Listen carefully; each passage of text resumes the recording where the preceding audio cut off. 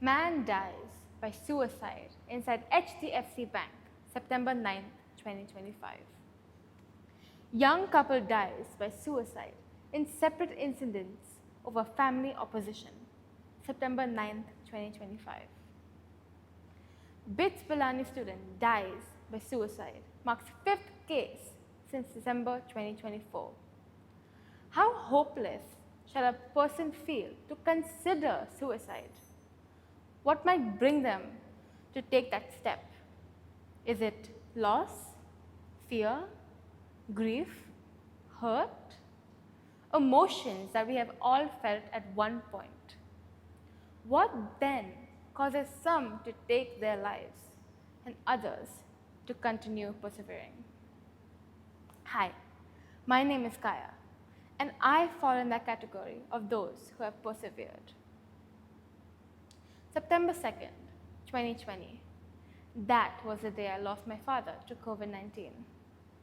My memories of him are limited, but I remember waving to him through the hospital window, now engraved in this lifetime. The emotion of uncertainty and anxiety that would always manage to dampen the memory. At a time where the world was distancing themselves from strangers, here I stood, an 8-year-old, having to distance myself from my own father. They say denial is stage 1 of grief. And denial hit me strong.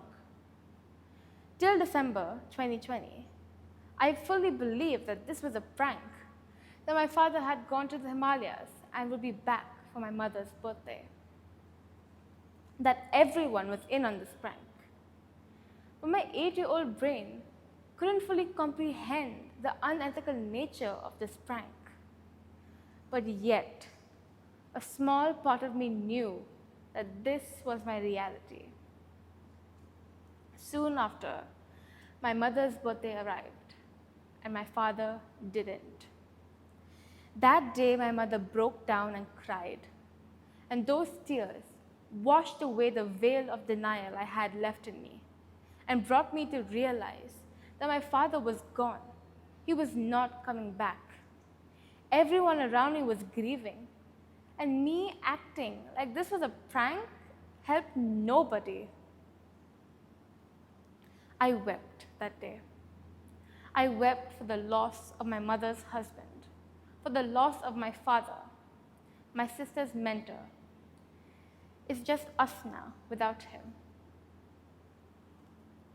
And then I soon found myself wanting to act older than I was, to behave older than I was. I wanted myself to be kind and loving, supported, to fill the void we all felt. Gratitude. Now let's talk about gratitude. Finding the right support through grief is a crucial factor in determining if one will make it out healthier and happier, or more dysfunctional and deeper into the darkness. I remember finding myself appreciating my relationships I have with people now, with my mother, my sister, my grandparents. What then causes people to take their lives and others to persevere? I strongly believe it's support that one gets. Grief is a complex and lengthy matter which is unique to everyone. If you know of somebody who's experiencing grief of a family member or a pet, there are a few things you can do to help them. 1, keep them company. Whether you are sitting with them or just being in silence. Grief is complex, like I said. 2, help them out practically. Whether doing some chores or cooking them a nice hot meal, anything will help. 3, do not downplay their experiences. It will be okay was not helpful to me. Even if you have experienced loss, you cannot possibly know what they're going through.